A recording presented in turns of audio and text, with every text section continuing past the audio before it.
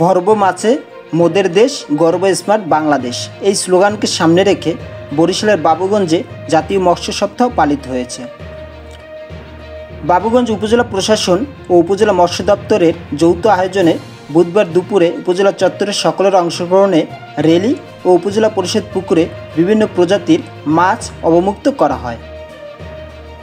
পরে উপজেলা পরিষদ সভাকক্ষে উপজেলা নির্বাহী অফিসার শাকিলুর রহমানের সভাপতিত্বে উপজেলা সিনিয়র মৎস্য কর্মকর্তা শিমুল রানী পালের পরিচালনায় বক্তব্য রাখেন উপজেলা পরিষদের চেয়ারম্যান ফারজানা বিনতে ওহাব, ভাইস চেয়ারম্যান ওবায়দুল হক জুয়েল, মহিলা ভাইস চেয়ারম্যান রিফাত জাহান তাপসী, উপজেলা কৃষি অফিসার আব্দুল রউফ, মুক্তিযোদ্ধা সংসদের সাবেক ডেপুটি কমান্ডার আব্দুল করিম হাওলাদার, বাবুগঞ্জ উপজেলা জাতীয় পার্টির আহ্বায়ক আব্দুল হালিম।